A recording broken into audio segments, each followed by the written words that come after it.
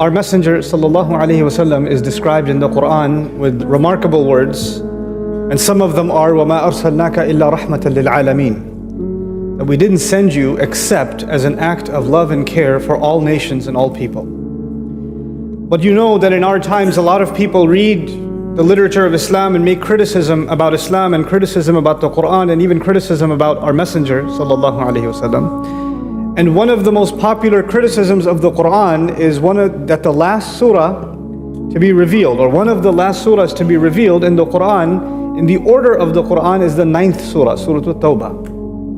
And it's the only surah of the Quran that doesn't begin with Bismillahir Rahmanir Rahim. And this surah is very harsh from the beginning. It is a surah about the punishment of Allah Azza wa Jal, and non-Muslims love quoting parts of this surah, kill them wherever you find them, and all the things that you think are politically incorrect about Islam are all in this one surah. And on top of that, it doesn't even begin with rahmah. It doesn't begin with the mercy of Allah Azza wa Jal. And on top of all of that, it's one of the last surahs revealed, so it gives the impression that, okay, fine, you people say your messenger was this mercy. We say Sallallahu Alaihi Wasallam, they don't say it. Your messenger was this mercy, but how come the last surah that was given to him is so violent? This seems to be the final policy of Islam. Just fight and kill and fight and kill. That's what it seems like. And how do you even respond to that? So a lot of times Muslims who have love and reverence for the Messenger of Allah Sallallahu Alaihi Wasallam don't know how to respond to these kinds of things.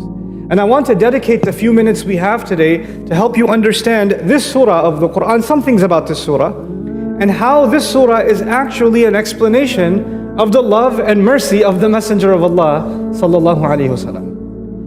So I started by saying that this surah came without the basmalah. There's no Bismillahir Rahmanir Rahim. And that's very clear, an indication from Allah that this surah will not have Allah's mercy in it. This surah will not have Allah's kindness and softness and gentleness in it. And every other surah of the Quran does. As a matter of fact, Umar bin al-Khattab radiallahu anhu said about this surah came, you know how the swords have a cover, the sheath? This surah came with the sword out of the sheath. That's what he used to say about this surah. So now, let's take a step back. Allah Azza wa Jal didn't just talk about Muhammadur Rasulullah Sallallahu Alaihi Wasallam in the Quran, He's talked about many prophets. And Allah says that the way He sent prophet after prophet after prophet, they all had the same message. Places like Surah Al-Shu'ara, Allah will describe prophets that came at different centuries, in different nations, they spoke different languages, but their message was exactly word for word the same. فَاتَّقُوا اللَّهَ وَأَطِيعُونَ. Have taqwa of Allah and follow me. Salih said the same thing. Nuh, thousands of years ago before him, said the same thing. Shu'aib said the same thing, alayhi salam. Musa alayhi salam said the same thing. They were in different nations, different times, different languages, but they're all saying exactly the same thing. And Allah Azza wa Jal adds in the Quran, وَلَن تَجِدَ لِسُنَّةِ اللَّهِ تَبْدِيلًا. You will not find a change in the way Allah does things. Like we say, the Prophet has a sunnah, Sallallahu Alaihi Wasallam. Allah says even Allah has a sunnah. Even Allah has a way of doing things. And Allah does not change the way He does things. Like it's, how you have a judge, sometimes he judges one way, but next day he's in a different mood, he gives a different kind of verdict. It's not like that with Allah. The way Allah deals with all people is exactly the same. There's no new policies or special policies. So why am I bringing all of this up? Because prophets used to come, and when prophets came, majority of the nations that they came to, the majority of those nations, they rejected the prophets. Most of the time this is what happened. They rejected the messengers of Allah. And when they rejected the messengers, they even sometimes tried to kill those messengers.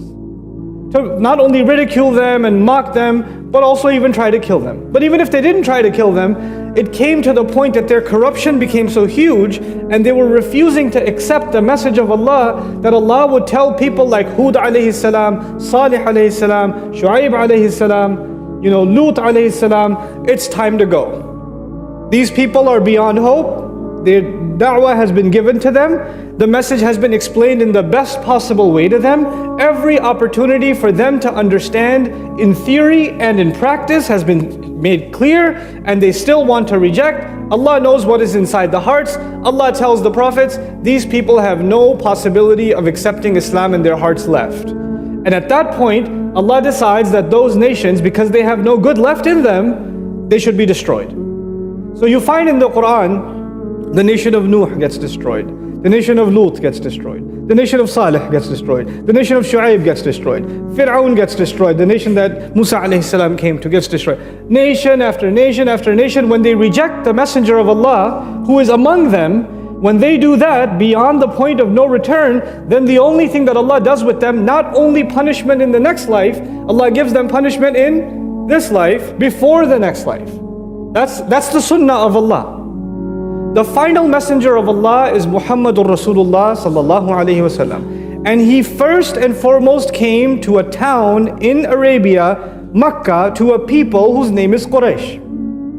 And those people, he gave them every possible way of accepting the message, and the best message ever, the best version of the message ever revealed by Allah, the Quran, was given to the most ranking messenger of Allah, Muhammadur Rasulullah Sallallahu Alaihi Wasallam. So they had the best teacher ever sent, and they had the best curriculum ever sent, the best message ever sent.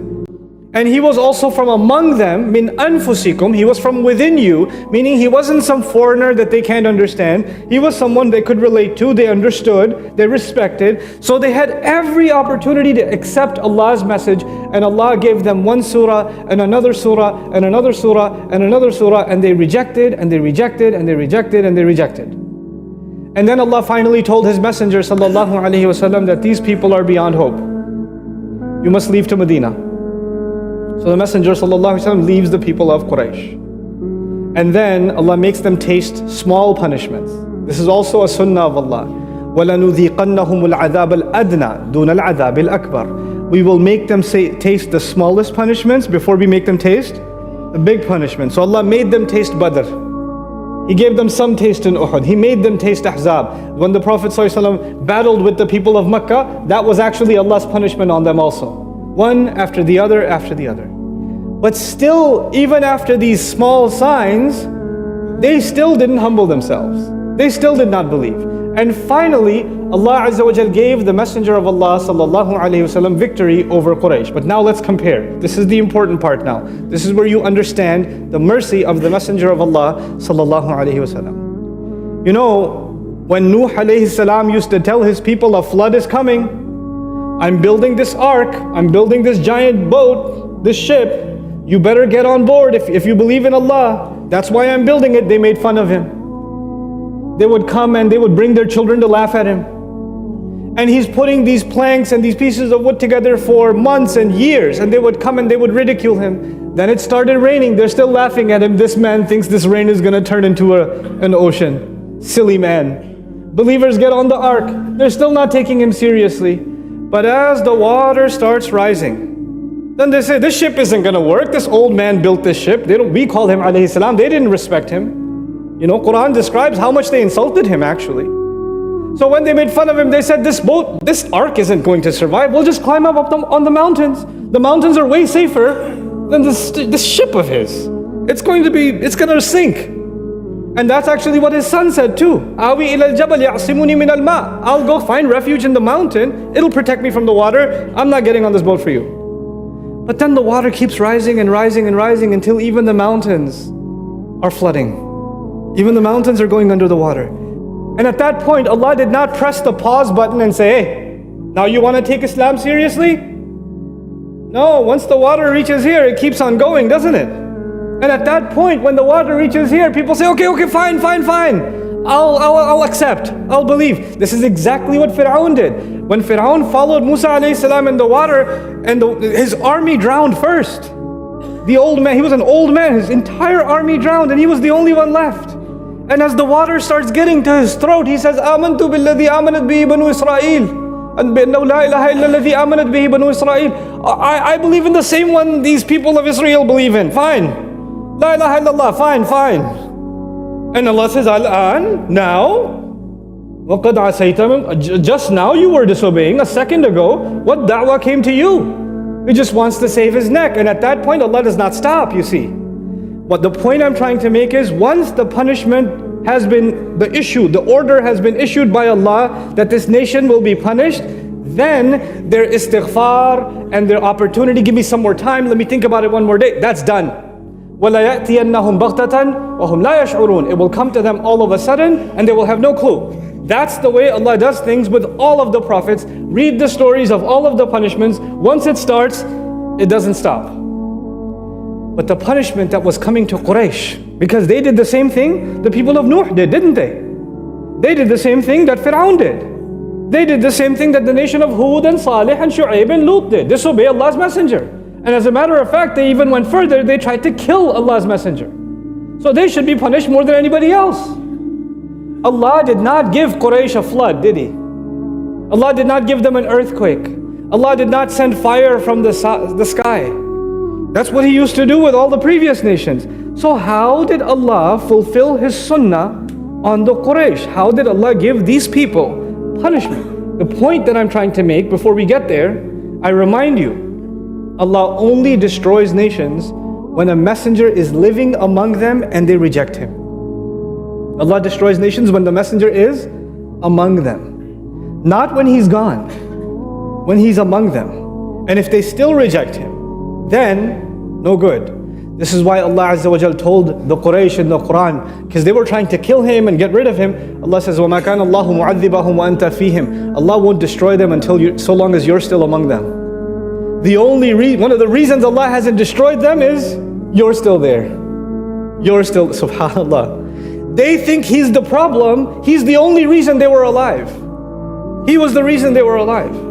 Anyway, now Allah gave Makkah in the hands of Rasulullah Sallallahu Alaihi Wasallam. 100,000 have now conquered Makkah. There's not even a war. They gave up. Like, how are they going to fight these many people who come for Hajj? And now the worst enemies of the Prophet Sallallahu Alaihi Wasallam, the people who tried to kill him, the people who ridiculed him, the people who tortured him, the people who tortured the believers, now they are sitting on their knees and the swords of the Sahaba are on their neck. The swords of the Sahaba are on their neck. This is time for Allah's punishment to begin, yes or no? This, Allah says, يُعَذِّبُهُمُ اللَّهُ بِأَيْدِيكُمْ. This time, instead of a flood, instead of an earthquake, instead of fire from the sky, Allah will punish Quraysh by your hands, meaning the Sahaba. The Sahaba became Allah's punishment on them.